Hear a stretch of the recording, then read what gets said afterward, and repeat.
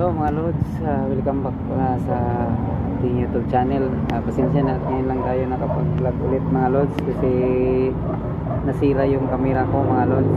Today's video pala tuturuan ko kayo mga lods kung paano maglagay ng switch sa inyong mga motor sa mga naka XRM mga lods, gaya yun sa akin.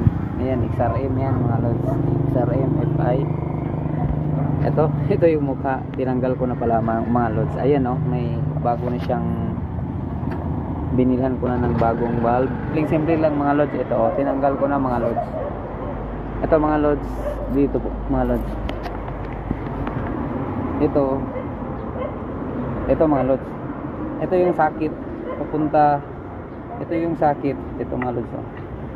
Ito yung sakit ng valve papunta rito. Dito yung ikinakabit. So ang gagawin mo lang mga lods, puputulin mo yung kulay green dalawa. Ito mga lods, yung kulay green na dalawa, putulin mo lang mga lods. Putulin mo, tapos yung kaputol, yan, itong kaputol na to, dalawa mga lods. Dito mo ikakabit yung switch. Bibili ka pala ng switch mga lods, yung clip switch nito. Ito clip switch. Ito may dalawang kulay yung niya, wire, black saka green. Tapos yun mga lods, di ba? Ayun, pinutol mo nga yung ito yun mga lods. Pinutol mo yung dalawang green. Ang gagawin mo, pagtabihin mo yung dalawa, yung kaputol niya, pagtabihin mo ito dalawa mga lods. Tapos dito mo ikakabit yung kulay green din. Ito, di ba, green black.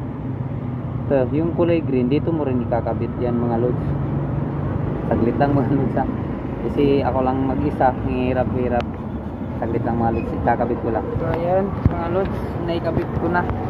Ito yung dalawang green pinagtabi, tapos yung wire na galing sa switch, dito mo ikakabit sa pinagputulan mo na dalawa na pinagtabi mo. Tapos lagyan lang natin ng electrical tape mga lods para iwas ground. Saglit lang mga lods So ayun mga lods, nalagyan na natin ng tape para iwas grounded.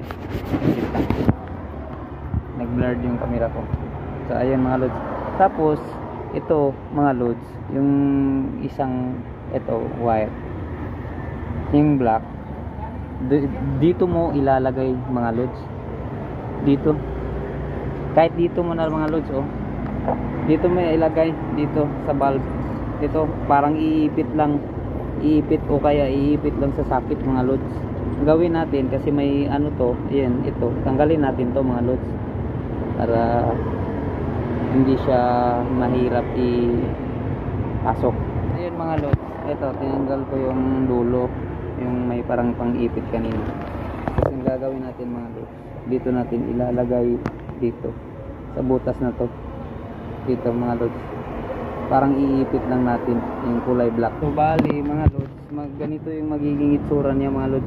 Ayan, ito yung pinasok natin sa sakit. Tapos dito natin ikabit dyan. Parang iipit lang natin dyan sa may pinaka ng valve, dulo niya. Ganyan lang mga lods. Mga lods, kasi hirapan talaga ako mga lods kasi ako lang mag-isa. Ganun lang mga lods, napakasimple. Kaysa magbayad tayo dun sa may shop, dali-dali lang naman. So, ganyan lang mga lods.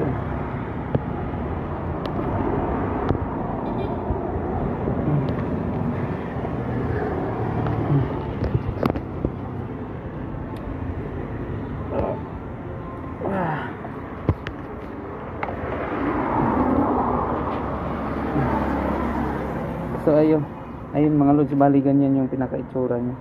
Itong dalawa na to, wala na tong kwenta. Yung pinagputulan natin, wala nang kwenta yan mga lods. So bali ganito ang magiging resulta niya mga lods.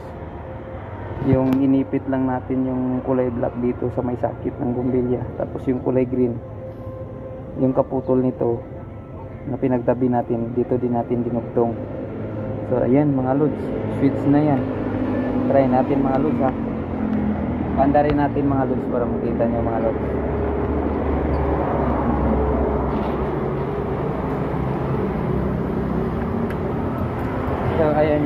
Ayan mga lods, oh. Umilaw na. Ayan. Di ba? So, ganyan lang mga lods. Tapos ito yun, oh. So, off natin. Off. Oh, di ba? On. Off. On. Oh, di ba? May on off na yung motor natin mga lods. Ganun lang. Napakasimple. Ang dali-dali ikabit. So, sana may nalalaman kayo mga lods. Sana nakatulong yung video na to.